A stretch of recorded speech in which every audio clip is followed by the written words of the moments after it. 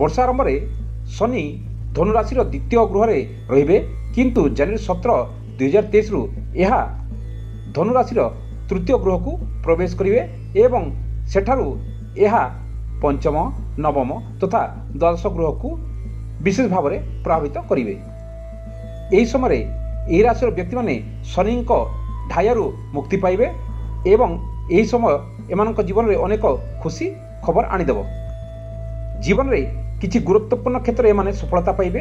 यही पूरा वर्ष एम मुख्यतः भ्रमण व्यस्त रहिबार संभावना रही। यही वर्ष यही राशि व्यक्ति माने विदेश जीवार संभावना मध्य रही। आर्थिक प्रगतिर मध्य ए वर्ष संभावना रही। आसंतु जानिबा 2023 मसीहा धनुराशि किपरि रहिबो। क्यारियर दृष्टि देखिले यही वर्ष यही राशि व्यक्ति माने टिके सतर्क रही चलिबाक पड़िबो। कौनसी कार्य रे रिस्क नेबा एमानक पई ठीक नुह। चाकरी रे परिवर्तन होबार संभावना रही। किंतु चाकरी परिवर्तन एमानक पई भल फल देव। एमानक दरमारे मध्य वृद्धि हेबो। अक्टोबर डिसेम्बर मास क्यारियर दृष्टि एमानक पई भल बा अनुकूल रहिबो। वित्तीय बा आर्थिक दृष्टि ए वर्ष एमानक विशेष चिंता करिया को पड़िबो नाही, कारण एक बा एकाधिक उपाय एमानक पाखकु टंका आसीबो। एमानकर आर्थिक संतुलन बजाय रहिबो।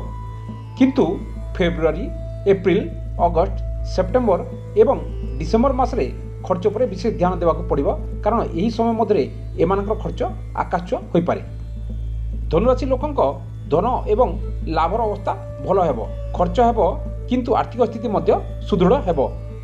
टंका पाइबा पई सुंदर जोग रही अछि, किंतु एमाने एप्रिल सेप्टेम्बर आरंभ पर्यंत कौनसी बड़ विनियोग दूरे रहिबा उचित, नचेत समस्या सम्मुखीन होई पारंती।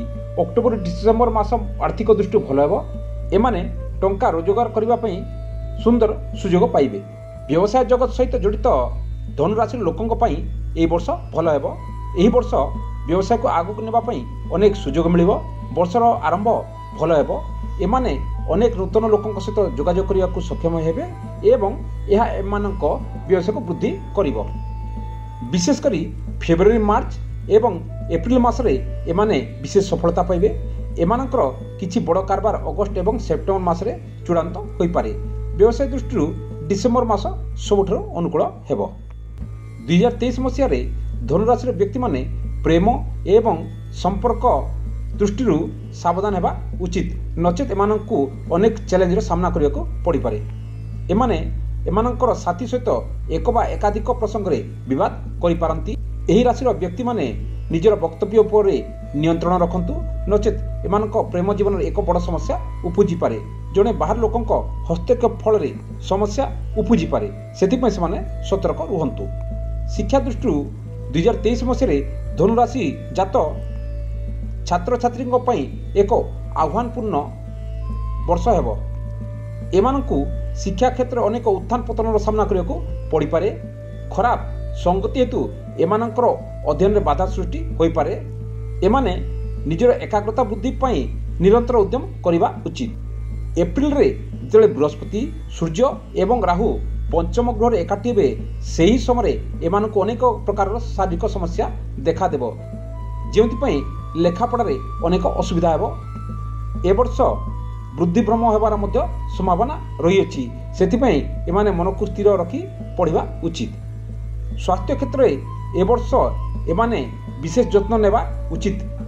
टिके असावधानता एमानंक पई एक बड़ समस्या सृष्टि करि पारे एवं एथिपई असावधानता पई एमानंक बड़ मूल्य देबाक मध्य पड़ी पारे। सेथिपई एही राशि व्यक्ति माने खाद्य एवं पानी विशेष ध्यान दियंतु। एमाने भल रूटीन अनुसरण करंतु एवं भल खाइबा पीवा उपरे ध्यान दियंतु एवं निज स्वास्थ्यर जत्न नियंतु।